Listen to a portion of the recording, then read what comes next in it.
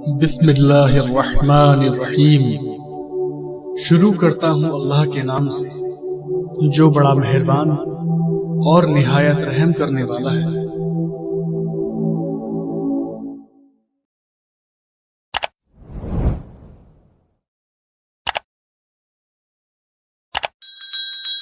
آ گئے ہیں تب آپ نے نظام سے ٹکر مول لی اور اس نظام کو جڑ سے اکھیڑ کر پھینک دیا۔ بہت پیاری بات کہی ہے اکبر الہ آبادی نے، تو خاک میں مل اور آگ میں جل، جب خشت بنے تب کام چلے، ان خام دلوں کے عنصر پر بنیاد نہ رکھ، تعمیر نہ کر۔ ہمارے ہاں تحریکیں ہیں موبز کے ذریعے سے چاہتی کوئی چیز حاصل ہو جائے، خام دل، نہ ان کے دلوں میں ایمان، نہ ان کے عمل میں عمل صالح موجود، تو نتیجہ جو نکلے گا وہ پہلے سے معلوم ہے۔ صحابہ کرام مکے کے اندر خاک میں ملے، آگ میں جلے۔ یہ آپ کا ساحل قریبی ہے، یہاں پہ ریت ہوتی ہے نا، وہ ریت گیلی ہوتی ہے، اس کا آپ ایک گولا بنائیں اور شیشے پہ مارے، شیشہ کھڑا رہے گا، وہ بکھر جائے گی ریت۔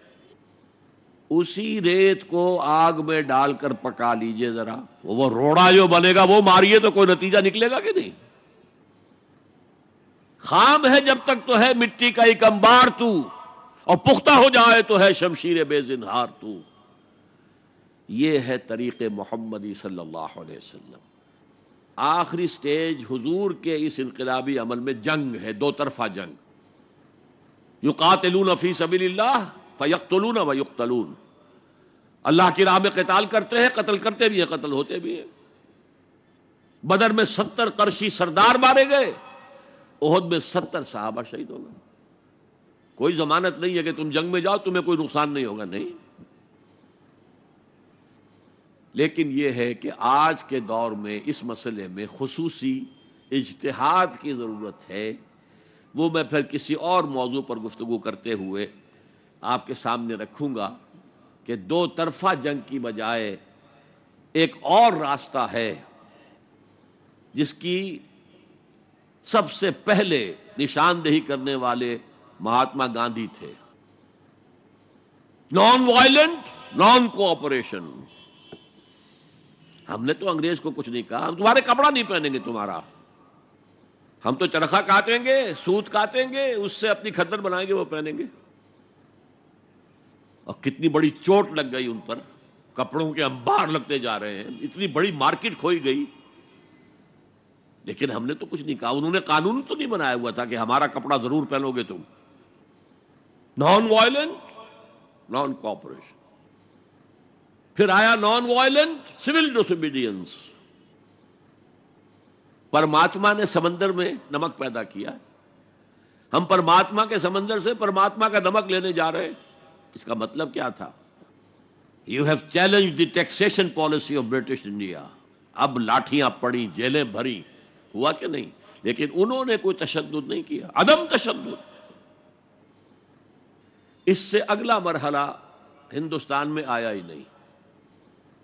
دوسری جنگ عظیم کے بعد انگریز اتنا کمزور ہو چکا تھا، وہ فیصلہ کر چکا تھا اب اتنی دور دراز گزات کو ہم قابو میں نہیں رکھ سکتے، لہذا وہ بستر طے کر رہا تھا اپنا۔ ذرا سوچئے، سونے کی چڑیا ہاتھ سے نکل رہی ہے، لیکن کیا کسی انگریز نے کسی ہندوستانی کو مارا؟ کیا کسی ہندوستانی نے کسی انگریز کو مارا؟ آپ شیر کے منہ میں سے وہ سنہری چڑیا نکال رہے ہیں، لیکن نہ کسی انگریز نے کسی ہندوستانی کو، نہ مسلمان کو، نہ ہندو کو، نہ کسی مسلمان نے اور نہ کسی ہندو نے انگریز کو مارا۔ آپس میں لڑے ہیں، یہ بالکل دوسری بات ہے، اٹس اے ڈفرنٹ سٹوری۔ آپس میں قتل عام ہوا ہے، لیکن یہ آزادی تو ملی ہے ان کے دینے سے۔ وہ جا رہے تھے خود ہی، آپ کو معلوم ہوگا کہ انہوں نے ڈیٹ فکس کی تھی 48، لیکن ماؤنٹ بیٹن نے 47 کے اندر کہا بس جانا ہے ہم نے۔ آخری سٹیج جو اس پروسیس کی ہے وہ ایران میں امام خمینی کا جو انقلاب آیا وہ تھا ان آرمڈ ریوولٹ۔ ہم کسی کو نہیں ماریں گے، ہم پر گولیاں چلیں گی، سینوں پر کھائیں گے۔ 20,000 سے لے کر 30,000 تک آدمی مارے گئے، تب وہ شہنشاہ بھاگا کہ نہیں؟ جو 2,500 سالہ جشن منا رہا تھا، جو سمجھتا تھا کہ میں وہی سائرس کے خسرو یا ذوالقرنین کا دور دوبارہ لے آؤں گا، وہ سلطنت عظیم، اور حال کیا ہوا؟ بہادر شاہ ظفر کی طرح 2 گز زمین بھی مل نہ سکی کوئے یار میں۔ یہ ہے آلٹرنیٹ عمل۔ اس پر پھر کبھی موقع ہوا تو تفصیل سے بھی گفتگو کروں گا، لیکن قرآن وہ کتاب ہے جس کے ذریعے سے حضور نے انقلاب برپا کیا۔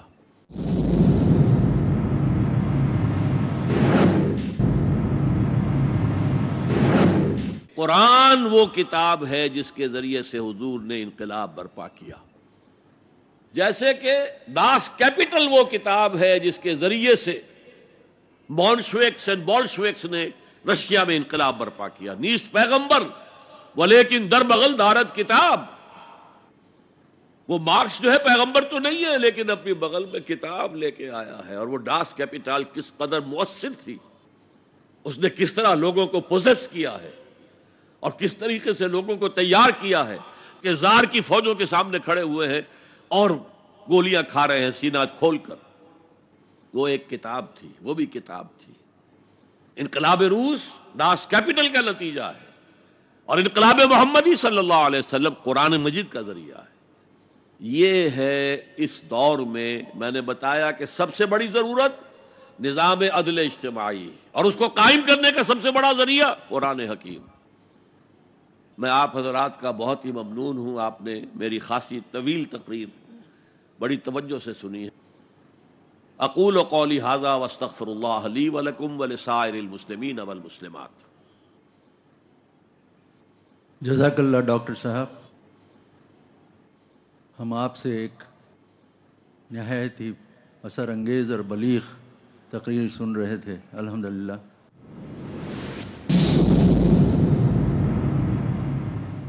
پہلا سوال جو میرے پاس آیا تھا وہ ہے ایک بھائی عبداللطیف کی طرف سے، جو مشین مینوفیکچرنگ کا کام کرتے ہیں۔ آپ کا سوال ہے، قرآن اللہ ہی کی کتاب ہے، چند ٹھوس دلائل پیش کریں۔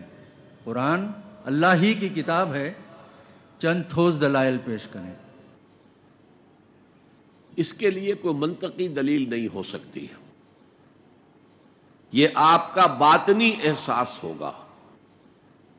جیسے اگر آپ نے کبھی شکر نہیں چکھی، چینی نہیں چکھی، تو بہت سے لوگ کہہ رہے ہیں کہ یہ میٹھی ہے، میٹھی ہے، میٹھی ہے، میٹھی ہے۔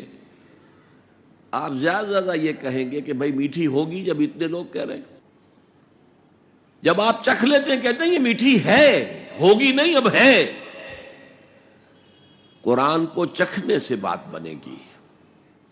قرآن کو پڑھیں، سمجھیں، غوطہ زنی کریں، پھر آپ کے اندر سے آپ کی روح جو ہے گواہی دے گی یہ اللہ کا کلام ہے، یہ وہیں سے آیا جہاں سے میں آئی ہوں۔ روح کہاں سے آئی ہے؟ اللہ کے پاس سے آئی ہے، اور یہ کلام بھی وہیں سے آیا ہے۔ باقی میں نے جو دلائل دیے ہیں، عظیم ترین انقلاب اس کتاب سے آیا، اس سے بڑی دلیل آپ کو کیا چاہیے؟ اس کے لیے چیلنج دیا گیا، کسی نے آج تک جو ہے اس چیلنج کو قبول نہیں کیا۔ لیکن یہ ساری چیزیں بھی سیکنڈری ہیں، اصل چیزیں یہ چکھیں، پڑھیں اور سمجھیں، گہرائی میں اتریں۔ اگر دل گواہی دے گا کہ ہے، جو میری روح کا پیدا کرنے والا ہے وہی اس کلام کا متکلم ہے، تو اصل ثبوت آپ کو ملے گا۔ ایک اور سوال سامنے آیا ہے، ایک فیاض الدین صاحب ہیں جو بائیو کیمسٹ ہیں، وہ سوال کر رہے ہیں کہ لوح محفوظ پر روشنی ڈالیں۔ یہ آیات متشابہات میں سے ہیں جس کی حقیقت کو ہم یہاں نہیں سمجھ سکتے۔ لوح محفوظ کیا ہے؟ وہ کتاب کون سی ہے؟ انہ لفی ام الکتاب لدینا لعلی حکیم۔ لوح محفوظ کتاب مکنون، اس کو تو جو قرآن نے بتا دیا، غیب کے معاملات اس میں اتنے ہی پر ہمیں رہنا چاہیے۔ اگر اس کی مزید کوئی شرح کریں گے اپنی طرف سے، یا تو حضور کی طرف سے کوئی بات آ جاتی تو پھر آمنا و صدقنا، اگر نہیں ہے تو پھر اسی اجمال پر اکتفا کیجئے آیات متشابہات کی کھود کرید میں سورہ آل عمران میں کہا گیا فتنہ پیدا ہو جاتا ہے۔ سلیم اختر صاحب پوچھ رہے ہیں جو ملازمت پیشہ ہیں، غیر مسلم کو قرآن شریف دے سکتے ہیں یا نہیں؟ بالکل دے سکتے ہیں، چونکہ تبلیغ کے لیے ظاہر ہے کہ ہم اگر قرآن پڑھیں گے تو ہم وضو کریں گے، قبلہ رخ ہو کر بیٹھیں گے، پورے آداب کے ساتھ پڑھیں گے، لیکن اگر غیر مسلموں کو آپ نہیں دیں گے تو مسلمان کیسے بنائیں گے؟ اس لیے کوئی حرج نہیں ہے اس کے اندر۔ ایک سوال سید عابد اسماعیل صاحب جو کمپیوٹر انجینئر ہیں، میں ایک ایک سوال آپ کے سامنے رکھتا ہوں۔ پہلی چیز تو یہ ہے کہ آپ پوچھ رہے ہیں کہ آج کل ہم جیسے پڑھے لکھے ان پڑھوں کو مندرجہ بالا ایشوز پر مس گائیڈ کرتے ہیں، مثلاً قرآن میں کہیں بھی شراب حرام نہیں ہے، مندرجہ ذیل لکھنا چاہیے، مندرجہ بالا لکھا ہے۔ قرآن مجید میں صاف کہا گیا فَاجْتَنِبُوهُ فَهَلْ أَنْتُمْ مُنْتَهُونَ۔ سب سے پہلے سورہ بقرہ میں آیت آئی يَسْأَلُونَكَ عَنِ الْخَمْرِ وَالْمَيْسِرِ قُلْ فِيهِمَا اسْمٌ كَبِيرٌ وَمَنَافِعُ لِلنَّاسِ وَإِسْمُهُمَا أَكْبَرُ مِنْ نَفْعِهِمَا۔ اس شراب میں، جوئے میں، یہ پوچھ رہے ہیں ان کو بتا دو کہ ان میں بہت بڑا گناہ ہے لیکن کچھ فوائد بھی ہیں۔ چستی آ جاتی ہے شراب پی کر، تھوڑی شراب پی جائے چستی آ جائے گی، لیکن ان کا گناہ جو ہے وہ بہت بڑا ہے اس فائدے کے نسبت سے۔ بہت سے لوگوں نے اسی آیت کے اوپر چھوڑ دی شراب۔ پھر آیت آئی لا تقربوا الصلاۃ وانتم سکارى، نماز کے قریب مت جاؤ اگر تم نشے میں ہو۔ بہت سے لوگوں نے اب چھوڑ دی۔ نماز سے روکنے والی شے اس سے زیادہ گندی چیز کون سی ہوگی؟ اس کے بعد سورہ مائدہ میں آیا چھوڑو ان کو، یہ رجس من عمل الشیطان ہے، شیطان کے اعمال میں سے ہے، گندگی کے، ان کو فاجتنبوہ، باز رہو اس سے۔ اور فہل انتم منتہون، باز آتے ہو کہ نہیں؟ اب اس سے زیادہ کیا الفاظ ہوں گے سخت۔ ایک جو آج کے معاشرے کے تعلق سے اسی سوال کو میں آپ کے سامنے رکھوں گا، انہی صاحب کا۔ وہ کہتے ہیں کہ صاحب میرا تجربہ یہ ہے کہ اگر ہم روایتی لباس پہنیں تو وہ رسپانس نہیں ملتا، اگر پینٹ شرٹ پہنے تو برابر رسپانس ملتا ہے۔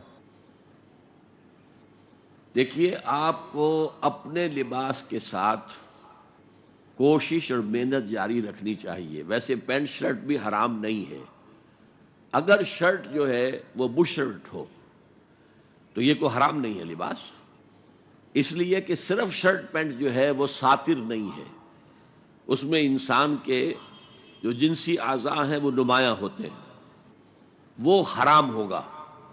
لیکن بش شرٹ ہے یا آپ نے سوٹ پہنا ہوا ہے، کوٹ پینٹ ہے، تو اس میں وہ قباحت نہیں ہے۔ لیکن سوال پیدا ہوتا ہے آپ داڑھی نہیں رکھیں گے؟ داڑھی تو سنت مؤکدہ ہے، واجب ہے۔ اب کوئی بات سنتا یا نہیں سنتا؟ آپ کو اپنا کام کرنا چاہیے، اور آپ کا اپنے اس معاملے میں مستحکم رہنا اصل میں آپ کی دعوت میں تاثیر پیدا کرے گا۔ ایک صاحب ہیں عثمان صاحب،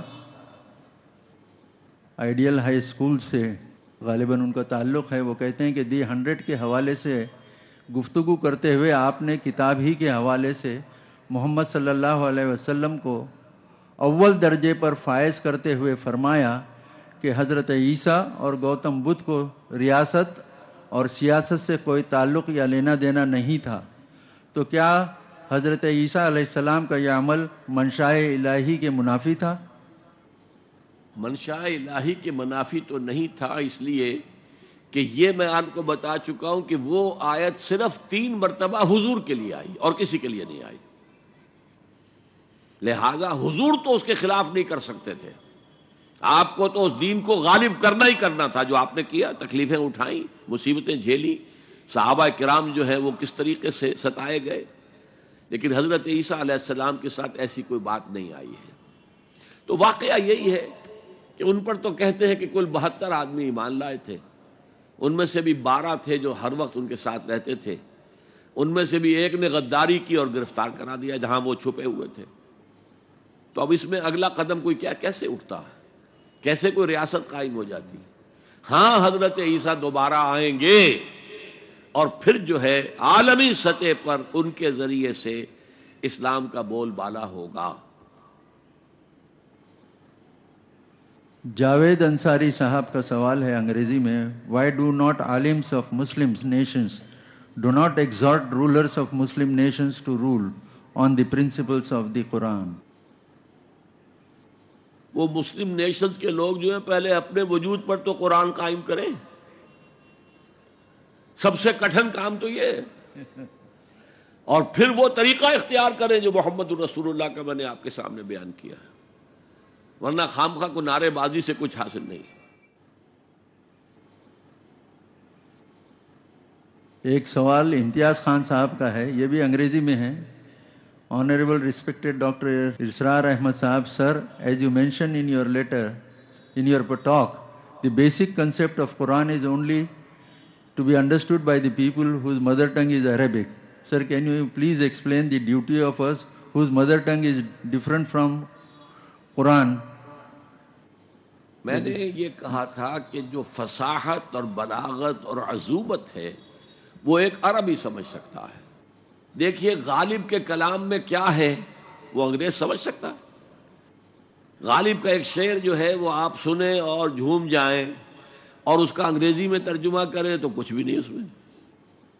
تو اس لیے میں آپ سے عرض کر رہا ہوں کہ قرآن مجید کے معجزے کی یہ شکل کہ اس میں فصاحت اور بلاغت اور عذوبت اپنی انتہا کو ہے, اس کو وہی اپریشیٹ کر سکتے ہیں.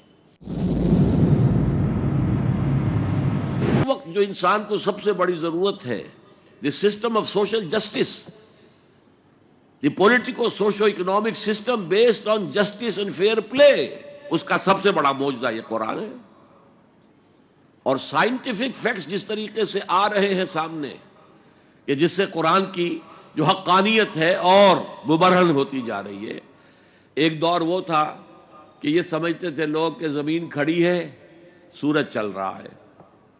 اگلا دور آیا سورج کھڑا ہے زمین چل رہی ہے.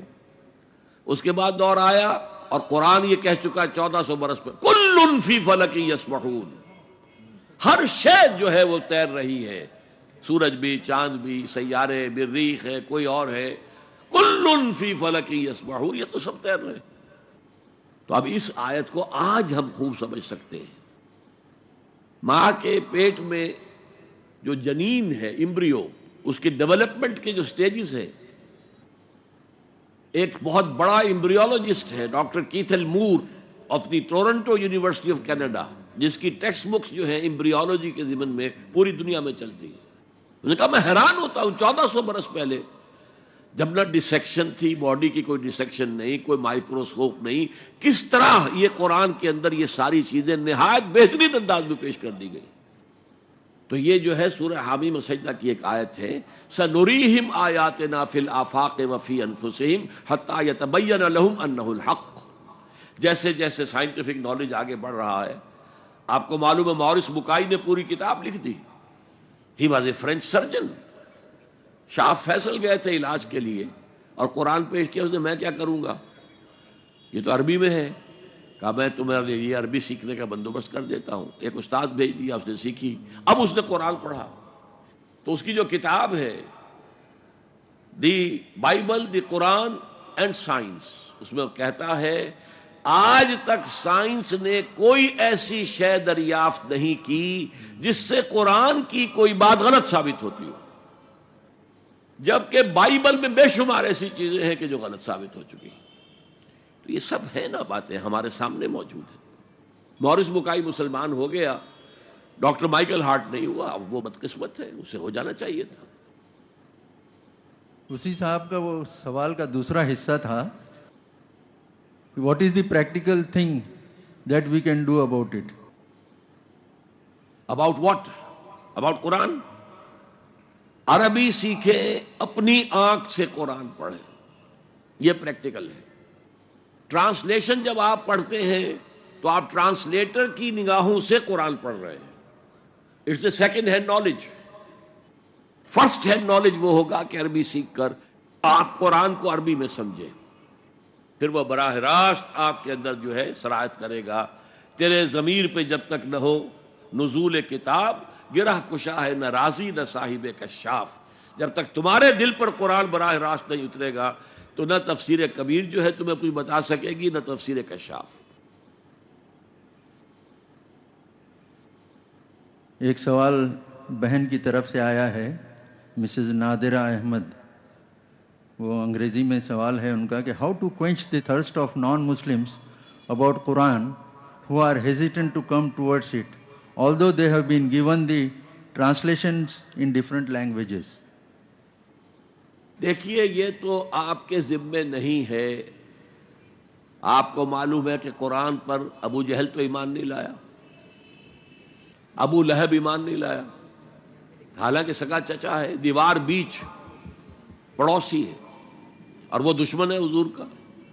تو یہ تو در حقیقت جیسا کہ حضور سے اللہ نے فرمایا قرآن میں، اِنَّكَ لَا تَهْدِي مَنْ أَحْبَبْتَ وَلَٰكِنَّ اللَّهَ يَهْدِي مَن يَشَاءُ.